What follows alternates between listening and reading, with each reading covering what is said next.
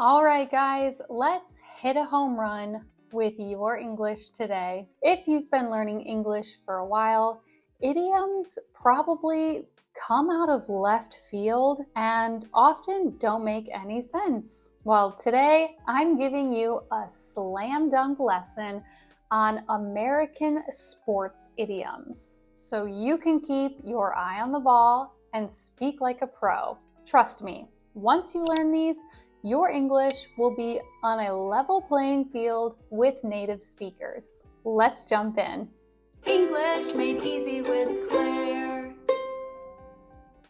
All right, the first idiom we'll learn today is to hit a home run. This idiom comes from the sport baseball. In baseball, to hit a home run means literally to hit the baseball with the bat all the way really far so that that player is able to run all the way to home base. And in colloquial English, native speakers will often use the phrase hit a home run, and it means to do something really well. For example, let's say you gave a presentation at work and your coworker wants to tell you you did a really good job. They might say to you, "Hey, you really hit a home run with that presentation."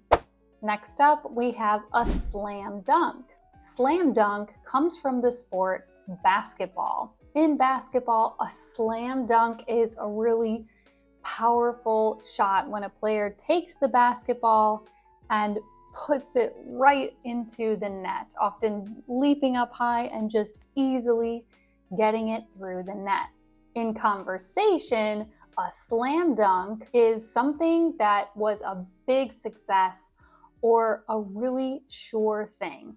So let's use it in the workplace context once again. If you had an interview you thought went really well and you're pretty sure you'll get the job, you could say that interview was a slam dunk. Next up, we have drop the ball. And this one is referencing various sports. Literally, when you drop the ball during a sport, it's not usually a good thing. It's an accident or a mistake.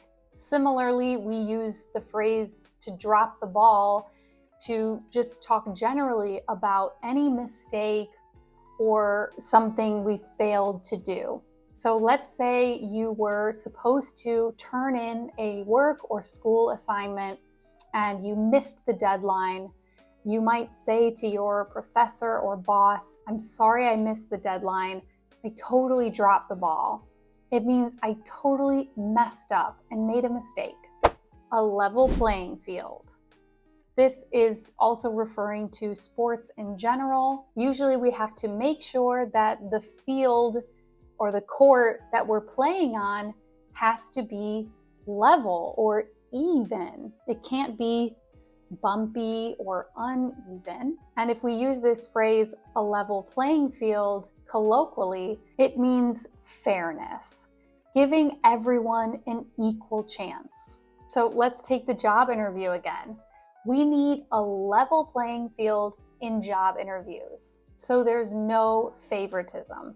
For example, to throw in the towel. This one comes from the sport boxing. In boxing, when a boxer is losing badly, their team or manager might throw a towel into the ring to signify their surrender. And we'll use this phrase in daily life as well. And if you throw in the towel, it means you give up. You accept defeat. You aren't going to try anymore. So maybe you could say, "I tried painting as a new hobby, but I was so bad, I threw in the towel." It means you gave up, you stopped painting, you aren't going to try anymore. The ball is in your court. This one comes from tennis. In tennis, when the ball is on your side of the court, it's your turn to hit the ball back. It's your turn to take action. And in conversation, it similarly means it's your turn to take action. You might say to your friend, "I suggested 3 restaurants we could go to, which you didn't like. So the ball is in your court. You choose whatever restaurant you want, and that's where we'll go. It just means you do it, you take action. I'm letting you have the responsibility. The ball is in your court. Our next idiom is out of left field. This one comes from baseball, and it refers to when a player in the left field throws the ball to one of the bases and it kind of surprises. It's a surprise move for the runner. So in American English, we've taken this phrase out of left field, and you can use it to describe something that is unexpected or surprising. So you might say, my friend quit her job completely out of left field. I didn't see it coming. I didn't know she would do that. I was surprised. It came out of left field. Next up, we have go the extra mile.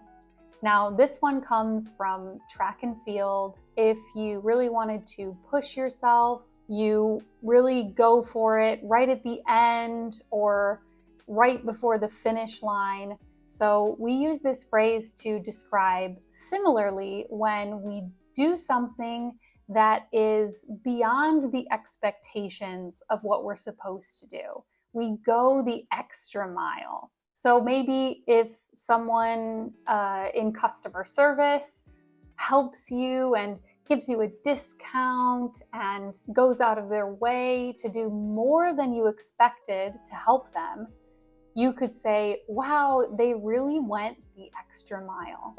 A Hail Mary. This one comes from American football. A Hail Mary pass in football is when the player throws the ball at the last minute as a desperate attempt to score. So in colloquial, everyday American English, we use the phrase a Hail Mary to describe something that is a risky last chance effort at something. So let's say you have an important test that you didn't study for in advance. So in the 5 minutes before the test, you're trying to study. You could say you are doing a Hail Mary attempt right before the big test. Okay, our last idiom is keep your eye on the ball. This one comes from baseball again, and generally when we use the phrase to keep your eye on something, it means to watch it closely. So to keep your eye on the ball, in baseball, you definitely want to watch the ball closely in order to follow the game. But we end up using this phrase, keep your eye on the ball, generally to mean stay focused and don't get distracted. So for example, if you're a student and you have your final exams coming up, you will want to keep your eye on the ball. It means don't get distracted, stay focused with your studying.